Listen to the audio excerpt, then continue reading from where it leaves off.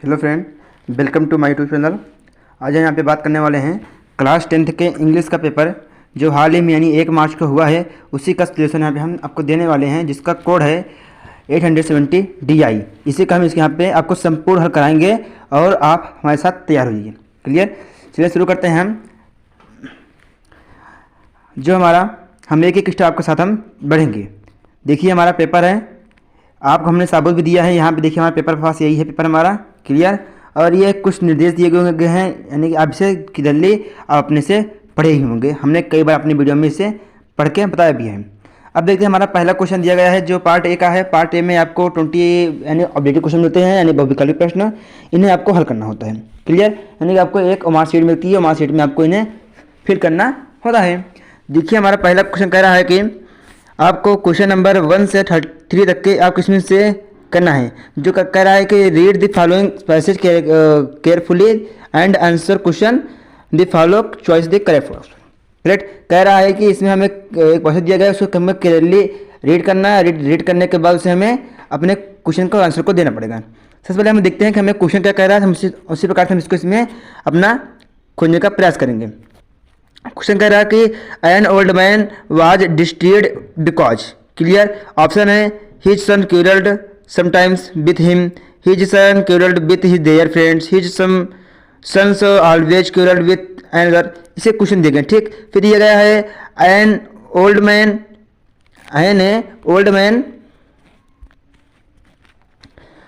Man was distressed, it's means he was. ये दिया गया है। अगला फिर दिया गया है which word in passage in object opposite of big. चलिए हम आपको इन सभी का समझा दें। अब पहला क्वेश्चन कह रहा है कि एन ओल्ड मैन यानी कि एक बूढ़ा व्यक्ति था, वह क्यों व्यथित था, यानी क्यों व्यथित था, इसके बारे में यहाँ पे बताना था। और जो दूसरा क्वेश्चन हमारा यहाँ कह रहा है, ये वाला क्वेश्चन कह रहा है एन ओल्ड मैन वाज डिस्ट्रेड, यानी कि उसका मतलब कह रहा है कि जो बूढ़ा व्यक्ति है वह व्यथित मीन्स होता क्या, यानी व्यथित मैंने क्या होता है, उसके बारे में बताया गया है। और तीसरा दिया गया है which word in passage in opposite word big. Big का अपोजिट वर्ड क्या होगा, इन पैसे हमें खोजना है, फाइंड करना है। चलिए हम आपको इससे हम रीड करके आपको एक बताते हैं क्वेश्चन का आंसर। चलिए जो हमारा अब रीड करते हैं हम। हमारा रीड करने का समय आगे देखिए। कह रहा है an old man was distributed because his son always quarrelled with one. देखिए हमारा पहले का आंसर मिल गया। पहले का आंसर देखिए फ्रेंड, हमें क्लियरली देखिए यहाँ से ये वाला स्टेप, यहाँ से लेकर के यहाँ तक करके देखिए कहाँ मिल रहा है। देखिए हमारा ये क्वेश्चन का an old man was distributed because यहाँ मिला हिज सन्स ऑलवेज क्यूरल्ड। ये हमारा देखिए option number C is the right answer. हमें यहाँ पे फाइंड कर लिया है। करेक्ट? हमें आगे पढ़ने की जरूरत नहीं हुई आगे।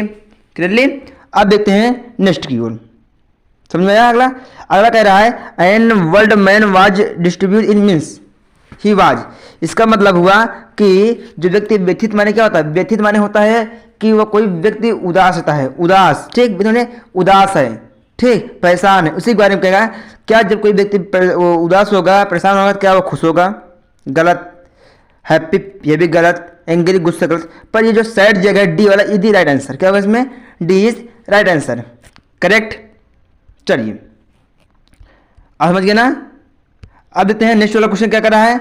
नेक्स्ट कह रहा है हमारा तीसरा ऑप्शन कह रहा है, तीसरे में कि which word in the passage opposite in weak. Weak का उल्टा क्या होगा, यानी कि बिलो, यानी कि वीक मैंने कमजोर होता है। ठीक, अब कमजोर होता है यानी कि जो व्यथित, यानी कि देखिए डिस्ट्रीब्यूट, ये वाला। देखिए अब जब कोई वीक होगा तो क्या जगह करेगा? गलत। अब ये डिस्ट्रीब्यूटेड यानी क्या वो यूनिट माने इकाई होता है, क्या इकाई? स्ट्रांग। गलत। पर क्या इसमें? डिस्ट्रीब्यूटेड। क्लियर? व्यक्ति बूढ़ा था, यानी कमजोर भी होगा, इसी बारे में यहाँ पे आंसर हमारा A option is the correct answer. आप इसके बाद समझ गए होंगे। चलिए अगला क्वेश्चन हमारा कह रहे हैं। अगला हमारा है नंबर क्वेश्चन 4 से 8 चॉइस करना है। Cut option the answer the following sentence. Clear? कह रहा है he friend dot dot before he reached there. इस देखिए कि आप एक बात समझें, आप पढ़े होंगे पास्ट परफेक्ट टेंस में ये आता है मेरे आने से पहले वह घर जा चुका है, इसी पास आता है। तो उसमें होता है कि जो हमें पहला करना है वो हमें वर्ब की थर्ड फॉर्म से करना है, होता है ठीक, और जो सेकंड होता है उसे हमें और सेकंड फॉर्म से करना होता है, पहला थर्ड फॉर्म से, दूसरा सेकंड फॉर्म से हल करना होता है। देखेंगे यहाँ रीच हमारा सेकंड फॉर्म दिया गया है, पर यहाँ हमें निकालना है कौन सा, थर्ड फॉर्म।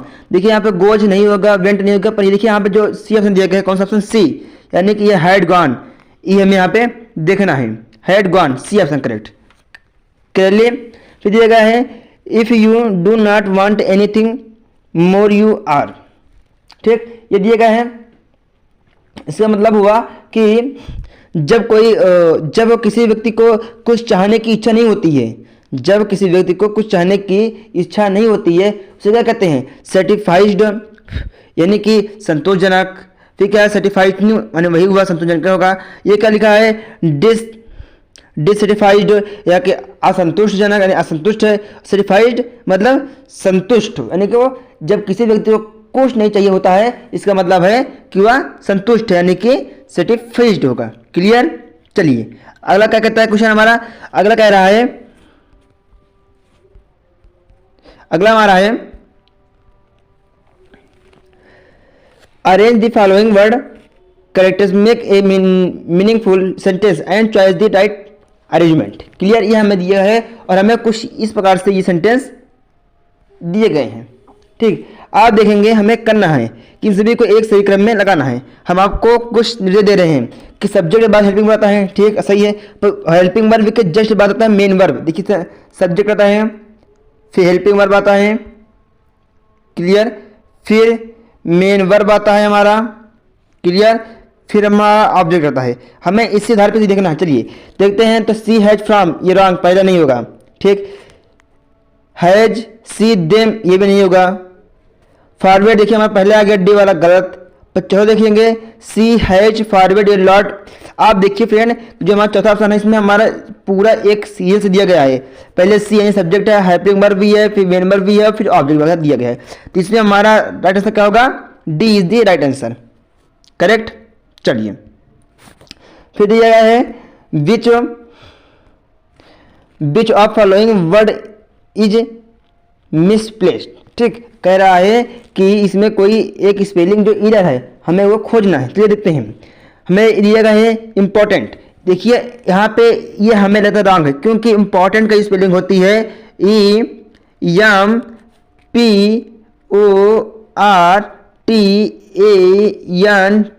ये होता है। यहाँ पे आप देखेंगे फ्रेंड, जो यहाँ पे दिया गया है, यहाँ पे हमें दिया ई डी, यहाँ हो जाइए ए, हो जाइए, कहता है ए इज दी हमारा राइट आंसर, इसमें ये वाला इज दी राइट आंसर। आप हमें कितना दें, इंपॉर्टेंट होता है महत्वपूर्ण, और ये इंपॉर्टेंस में तो होता है महत्व, इम्पॉसिबल में असंभव, और इनफिनिट माने प्रभाव। क्लियर। तो इसमें हमारा आंसर क्या हुआ, A is the right answer. चलिए फिर देखते हैं अगला हमारा है fill in the gap with suitable preposition. हमें यहाँ पे सुटेबल प्रीपोजिशन को, यानी कि हमें यहाँ पे प्रीपोजिशन को फिल करना है। आप देखिए फ्रेंड, कह रहा है fruits was distributed those 5 boys. इसका अर्थ होता है कि आपको 5 लड़कों में फ्रूट को बांटना है। तो आप किस प्रकार से कहेंगे कि 5 लड़कों में फ्रूट बांटेंगे, या 5 लड़कों के बीच बांटेंगे कि साथ में बांटेंगे, ठीक। हमें देखेंगे, कह रहा है आप एक बार देख लीजिए कि 5 लड़कों यानी कि 5 बॉयज के साथ हमें बिटवीन की, यानी कि 5 लड़कों के साथ हम बांटेंगे, यानी is the right answer B. Clear. चलते हैं नेक्स्ट की ओर अपना। फ्रेंड हमारा अगला क्वेश्चन आ गया है, जो क्वेश्चन नंबर 9 से 10 को करेंगे। कह रहा है read the passage given below, choice the correct option to answer the question that follow. कह रहा है फ्रेंड, हमें इसी पैसेज को क्लियरली फुली करना है, यानी रीड करना है, फिर इसमें हमें आंसर देना है। हमें फिर वही करना है, पहले हम एक बार अच्छे से पढ़ लेते हैं। along with the rain that began to fall, the comfort to belong। ये हमें 2 क्वेश्चन दिया, हमें पढ़ना है। अब देखिए फ्रेंड क्या कह रहा है, but suddenly a strong wind began below along the rain, very large hailstones began a fall there slowly। फिर ये गया है रिसेमेंडल न्यू सिल्वर कॉइन्स दी बॉयस। फ्रेंड ये वाला चैप्टर जो है लेंचो नामक पाठ लिया गया, जिसका कहते हैं ए लेटर टू गॉड, उसी से ये लिया गया है। उसकी कहानी आप पता ही होगा कि वो एक लड़का था जो उसके मक्के की खेत थी। कौन से? मक्के की खेत थी और वो बहुत दुखी था, पर वहाँ पे ओले बरसने लगे थे। क्या बरसने? ओले जो क्या लग रहे थे कि जो चांदी के समान थे, चांदी के सिक्के के समान लग रहे थे। ठीक, तो देखिए हमारा पहला आंसर क्या होगा? along with the rain began to fall, यानी वहाँ पे कौन सी वर्षा हो रही थी? ओले की हो रही थी। किसकी थी? ओले की हो रही थी। ठीक, पर प्रतीत हो रहे थे कि सिल्वर होंगे, पर रियली कौन थे? हमारे ओले के थे। ठीक, फिर करना है दी कॉन्फील्ड बिलोंग टू, कह रहा है जो मक्के की खेती किसकी थी? वो मक्के की खेती किसकी थी? लेंचो की थी। किसकी थी? लेंचो। आपने ये कहानी पढ़ी होगी, बहुत मज़ेदार कहानी है। ना पढ़े होंगे तो जरूर आप कहीं पे देख लीजिएगा वीडियो या कहानी पढ़ लीजिए, बहुत मज़ेदार कहानी है इसकी। चलिए अगला देखते हैं हमारा फ्रेंड। हमारा अगला क्वेश्चन है इसी में, क्वेश्चन नंबर 11 to 13। क्या कह रहा है कि choice the correct option the answer of the following question. अब कह रहा है फ्रेंड कि हम इसमें क्वेश्चन में टिक मारना है। देखिए, Nelson Mandela become the first block of the south Africa, कि नेल्सन मंडेला पहले साउथ अफ्रीका के क्या बने थे? क्या बने थे? आपके बुक में था, आप पढ़े होंगे। तो क्या बने थे? प्रेसिडेंट बने थे, राष्ट्रपति बने थे। चलिए अगला, अगला है mahseer is large fish found the fresh water of the river, कि जो महासीर मछली होती, जो महासीर बड़ी मछली होती है, वह फ्रेश यानी कि अच्छी, यानी अच्छे पानी में कहाँ पाई जाती है? नदी में। तो उसका ये पाई जाती है आवरली, यानी कि लवणीय जल में पाई जाती है। ठीक, आप जान लें कि ये साउथ अफ्रीका यानी भारत के साउथ अफ्रीका के साइड ये पाई जाती है, और वो जो नाम है नर्मदा नदी होती है। कौन सी है? नर्मदा नदी होती है, पर इसमें ऑप्शन नहीं दिया गया है। पर अब ये हमारे साउथ अफ्रीका में कौन सा बहती है? और भी ये कावेरी नदी। कौन बहती है? कावेरी नदी। ठीक, is the right answer, Kaveri. Clear? अगर देखिए, the bus for valley village to the town was passing on the way, कहा कह रहा है किसमें कि जो बस थी फायर की, यानी कि बस थी, वैली ने विलेज का कितने रुपए दिए थे? कितने दिए थे? आपको दिया था 30 रुपए। 30 रुपये दिए गए थी। Option is the A is the correct answer. Clear friend? अगले की ओर फ्रेंड, आप हमारे चैनल को जरूर सब्सक्राइब कर दें। हम आपके साथ जुड़े हुए हैं तो जरूर सब्सक्राइब कर दें फ्रेंड, और चैनल को लाइक भी कर दें। चलिए देखते हैं नेक्स्ट क्वेश्चन की ओर। हमारा क्वेश्चन नंबर 14 कह रहा है, 14 to 15, read the given state and choice the correct position option to answer the following question. ठीक, अब देखिए फ्रेंड, ये कह रहा है कि हमें एक गिवन दिया गया है, चॉइस करना है, पढ़ना है, वही सब करना है, पढ़ रहे हैं। Some say the world will in the fire, some say the I is from what I have tasted to desire I hold with. आप हम इसकी क्या कहते हैं हिंदी में आप समझ जाएंगे। पहला कह रहा है सम, यानी कि कुछ कहते हैं कि यह दुनिया अग्नि में समाप्त हो जाएगी, खत्म हो जाएगी। ठीक, दूसरा कहते हैं कुछ बर्फ में, कुछ कहते हैं कि बर्फ में खत्म हो जाएगी। और फ्रॉम वाट दी साइड, कुछ कहते हैं जो हमारे जो कवि है ना, वो कह रहे हैं कि मैं इच्छा के स्वाद को चख चुका हूँ। कहते हैं सेकंड लाइन में एंड थर्ड लाइन में कि मैं इच्छा के स्वाद को चख चुका हूँ, तो इसलिए मैं उनके साथ जाऊंगा, के साथ अग्नि के साथ, यानी वो कह रहे हैं कि अग्नि के साथ वो जरूर सभी लोग खत्म होते हैं। क्लियर? आपको देखिए हमारे हिंदू धर्म में कि जब किसी की मृत्यु होती है तो उन्हें क्या करते हैं? जलाते हैं। ठीक, आपको समझ में आ गई होगी ये लाइन। चलिए अब एक एक करके हम इसके आंसर को फिल करते हैं। हमें ऑप्शन करना है। कह रहा है फ्रेंड कि who is the speaker in the above line, यानी इसके कहने वाला कौन है? कहने वाला कौन है? एक कवि है। कौन कहेगा? एक कवि तो कहेगा कि और कोई कुछ कहेगा। चलिए अगला कहेगा in the speaker option the world will in. कह रहा जो स्पीकर कह रहा है वह दुनिया आखिरी में किस में होती है? फायर में, आग में। बताया ना, जब किसी की मृत्यु होती है तो अंत्येष्टि करते ना जाते हैं ना, उसी प्रकार से फ्रेंड। चलिए नेक्स्ट क्वेश्चन हमारा फ्रेंड, अगला क्वेश्चन कह रहा है 16 to 20, ये हमें करना है फ्रेंड अब देखते हैं हमारा क्वेश्चन नंबर क्या कर रहा है। Choice the correct option to answer the following question. कह रहा है कि Hari Singh did not know, कह रहा है इसमें Hari Singh did not know how to cook but told to dad the could cook because. इसमें हिंदी में आपको समझा दें कि कह रहा है कि हरी सिंह को खाना बनाना नहीं आता था, लेकिन वह झूठ बोला कि मैं एक अच्छा खाना बना सकता हूँ। क्यों बोला था?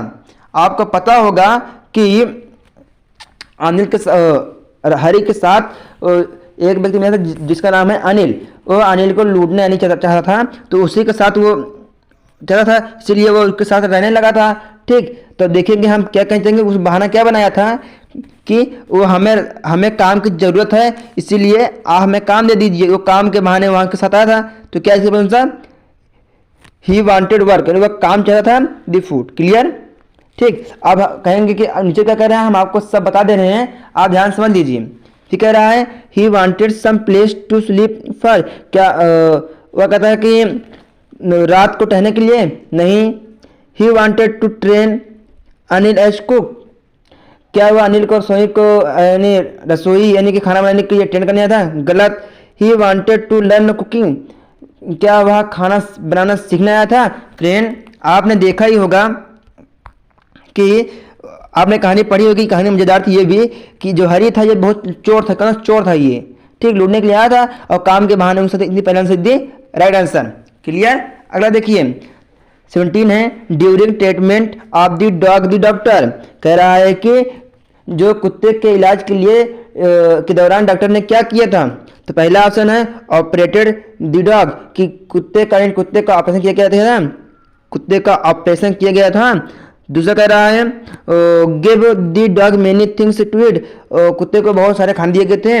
सी कह रहा है kept an eye on the dog giving him to no food but planting of the water, कि उस पर नजर रखा गया था, खाना नहीं दिया गया था, लेकिन पानी खूब पिलाया गया था।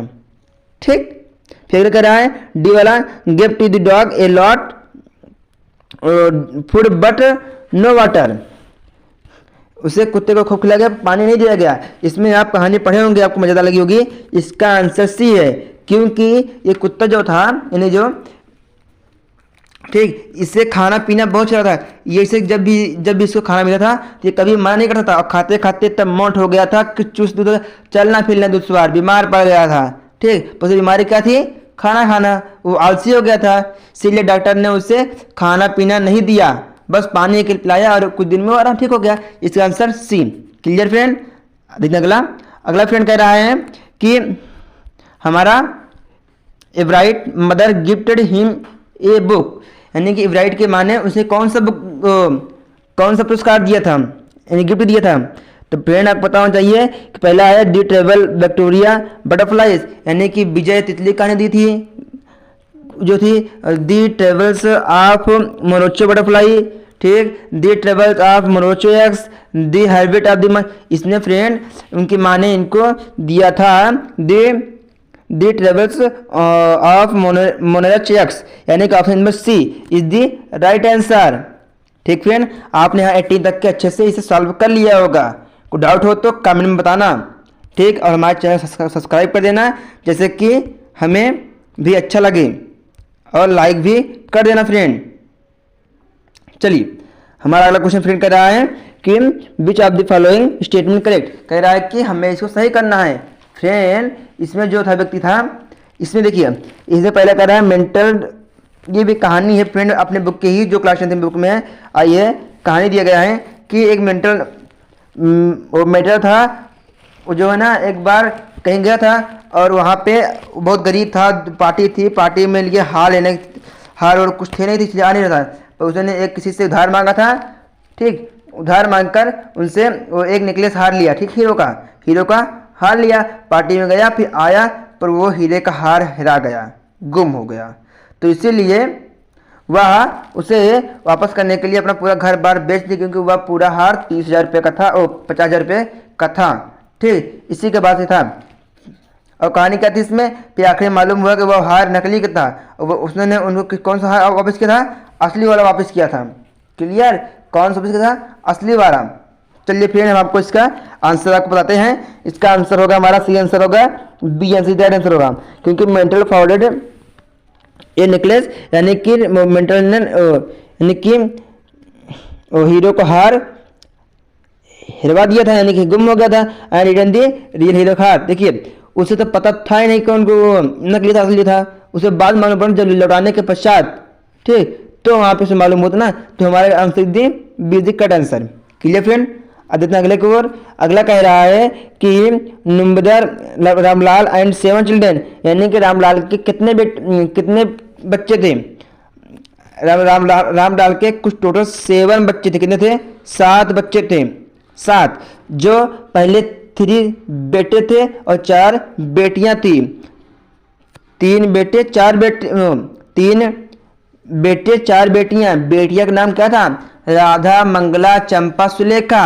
ये चारों भोली के नाम से प्रसिद्ध थी। आपको याद रहेगा हमेशा। कौन सा सही है हमारा? इसमें हमारा option C is the correct answer, 3 बेटे और 4 बेटियां। अब देखिए फ्रेंड हमारा अगला क्वेश्चन आता है।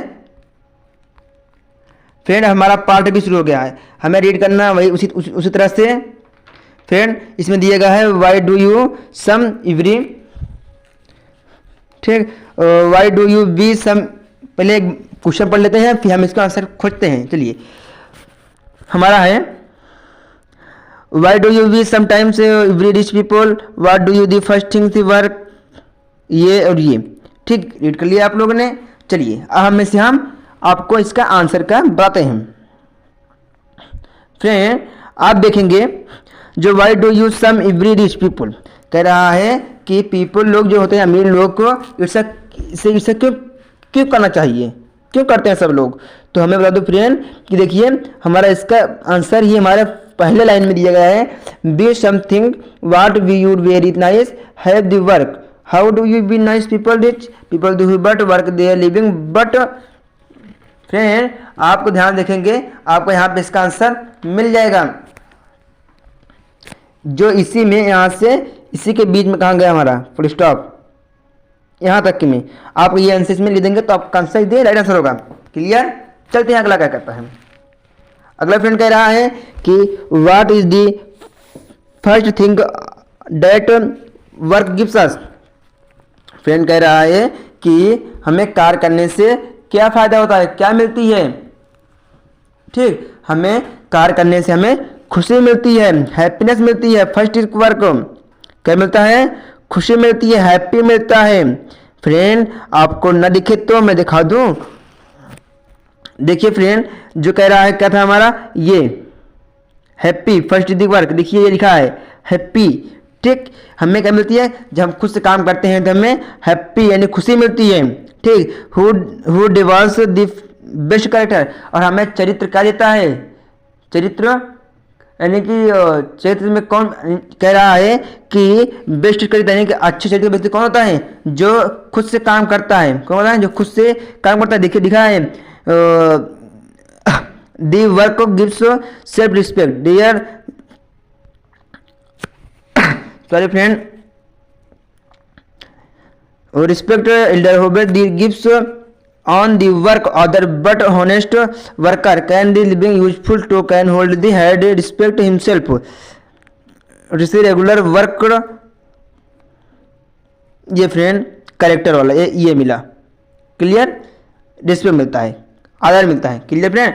अगला कह रहा है कि what is the opposite of the man who works गिवनली वन वर्ड। कह रहा है कि हमें वर्क का यानी वर्क का अपोजिट बताना है, यानी जो व्यक्ति काम करते हैं उन्हें एक शब्द में क्या कहते हैं? उन्हें फ्रेंड एक शब्द में क्या कहते हैं?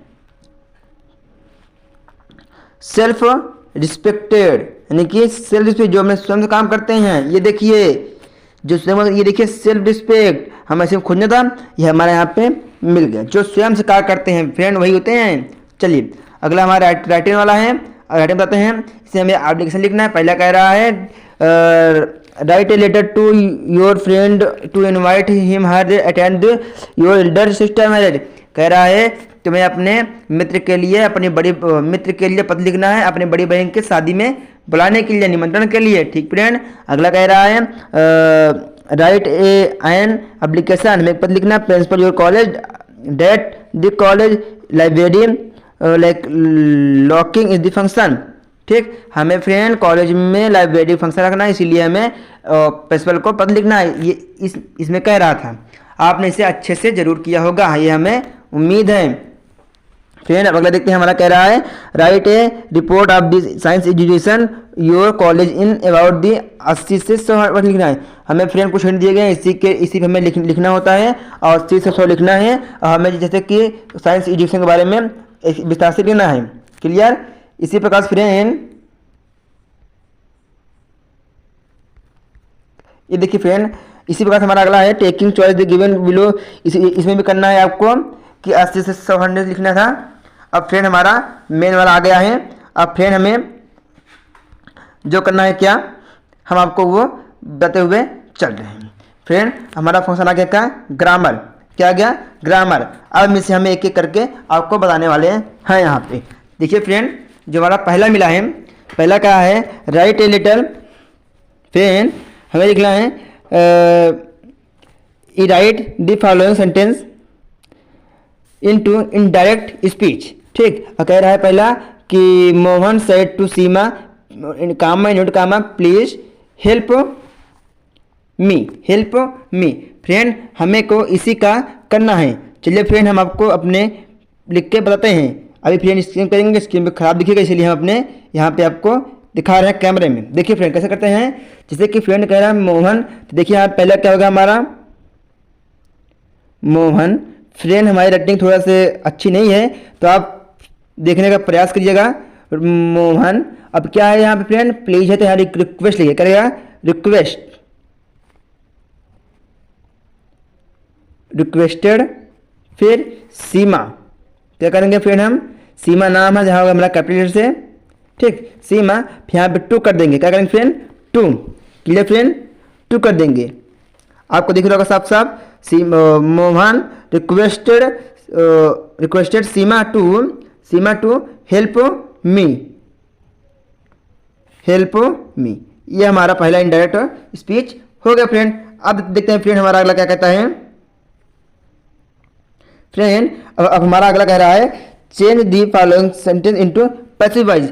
फ्रेंड अब हमें एक्टिव पैसिव करना है, जो कह रहा है I am writing a letter. Friend आपको पता ही होगा कि हमारे यहाँ पे सब्जेक्ट है, ये ऑब्जेक्ट है, यहाँ पे मेन वर्ब है। तो फ्रेंड हमें इस प्रकार से कुछ इसी प्रकार से करते हैं। यहाँ बनता है न्यू सब्जेक्ट बनेगा, ये न्यू ऑब्जेक्ट बन जाएगा, और ये यहाँ पे बीच में बाई लगा देंगे, बाई। इसी प्रकार देखिए फ्रेंड करते हैं, थोड़ा से देखिए हमारे इस कैमरे में। देखिए फ्रेंड कह रहा है, देखिए ना हमारा जो सेंटेंस है क्या कह रहा है, आप क्या रखें, कह रहा है I am writing a letter. Friend ये हमारा है। ठीक, हमें इसको यहाँ लेके आएंगे तो न्यू सब्जेक्ट बन जाएगा ए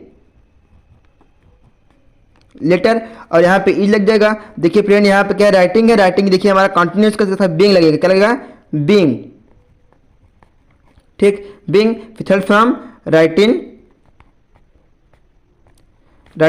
फिर क्या लगेगा बाई, और ये हमारा यहाँ जाएगा तो मी। ठीक फ्रेंड आपको ये अच्छे से दिख रहा होगा। ठीक, क्लियर, ये हमारा अगला हो गया। अब देखते हैं फ्रेंड अगला हमारा क्वेश्चन है।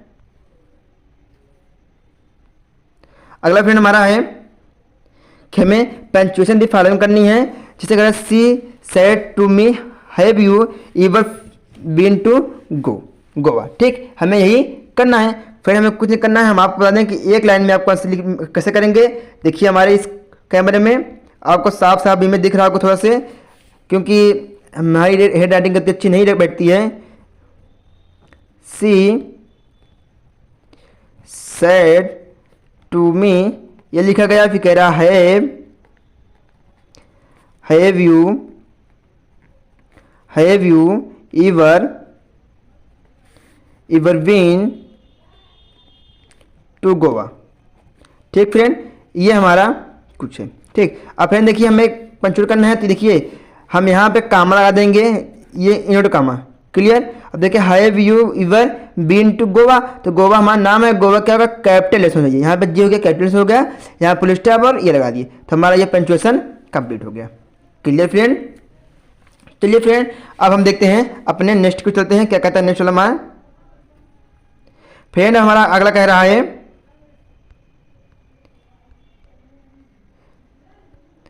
फ्रेंड, अगला हमारा है कि ट्रांसलेट फॉलोइंग सेंटेंस करना है, जैसे कि वर्षा ऋतु सभी ऋतुओं में से अच्छी होती हैं। फ्रेंड अब हम इसको आपके लिए कर रहे हैं, ध्यान से आप देखेंगे एक एक स्टेप को, आप इसे यहाँ पे ध्यान से नजर रखेंगे, इसे में थोड़ा सा दिया गया है, हमसे आपको पक्का बताएंगे, ये 4 नंबर का है फ्रेंड, आपने जरूर अच्छे से किया ही होगा। ठीक, देखिए फ्रेंड कर रहे हैं आपके लिए, इसे कह रहा है वर्षा ऋतु सभी ऋतुओं से अच्छी होती है, तो वर्षा ऋतु बोला है ना, तो क्या करेंगे rainy season is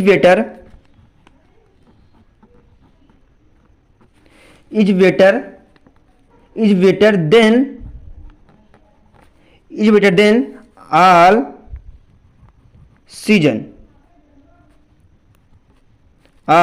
seasons.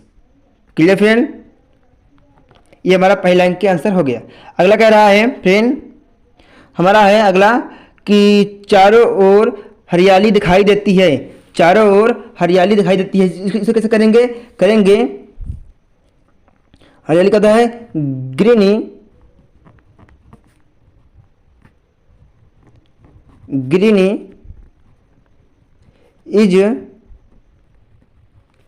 Is visible all round। ठीक फ्रेंड, ये होगा अगला क्वेश्चन। अब हमारा अगला है, ठीक होगा फ्रेंड, अब कह रहा है हमारा कि कृषि के लिए वर्षा बहुत महत्वपूर्ण होती है, कृषि के लिए वर्षा बहुत महत्वपूर्ण होती है, कैसे करेंगे फ्रेंड, तो rain is very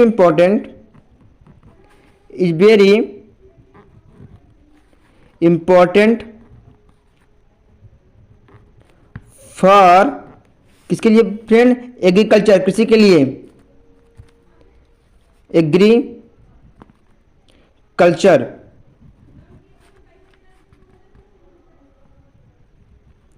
clear friend. हमारा अगला है कि वर्षा और वन एक दूसरे पर निर्भर रहते हैं, क्या करेंगे, वर्षा और वन यानी कि रेन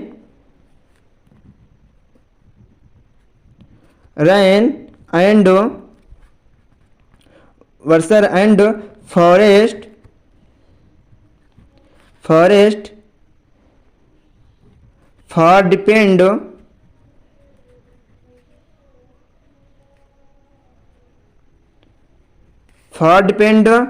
on each other।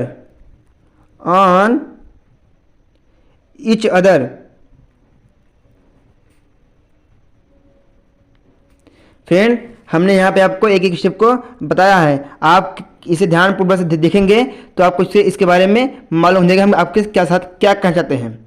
ठीक, आपने इसे अच्छे पूर्वक से किया भी होगा। अब फ्रेंड चलते हैं अपने नेक्स्ट की ओर। ठीक फ्रेंड, हमारा अगला दिया गया है, क्या दिया गया है, लिटरेचर, जो आपके बुक का ही है फ्रेंड। क्या कहता है कि आंसर दी फॉलोइंग क्वेश्चन दी 30 से 40 में। फ्रेंड इन सभी को आप अच्छे से ध्यान से देख लीजिए और आपने इसे केयरफुली इसे आपने इसका आंसर दिया ही होगा, हमें इतना उम्मीद है। ठीक फ्रेंड, और देखिए इसके बाद हमें सातों दिखना है, answer any one of the following sentence following the 60 word. आपको फ्रेंड इसमें कोई भी प्रॉब्लम हो तो हमारे कमेंट में बताइएगा, और कोई भी डाउट हो, कोई भी प्रॉब्लम हो, हम आपके साथ हमेशा बने रहेंगे, और इसीलिए आप हमारे साथ रहिएगा और हमारे चैनल को सब्सक्राइब कर दीजिए फ्रेंड, और बेल आइकन को भी दबा दीजिए, जिससे कि इस प्रकार की सूचना आपको प्राप्त मिलती रहे, और अपने फ्रेंड्स के साथ शेयर कर देंगे, जैसे उन्हें भी ये अपना क्वेश्चन को मिला लेंगे, जैसे कि कौन सा रॉन्ग कहाँ सही है, जैसे कि नेक्स्ट दिन ये आपको प्रॉब्लम ना दे। चलिए फ्रेंड आज के लिए बाय बाय, फिर मिलेंगे नए क्वेश्चन के साथ हम आएंगे।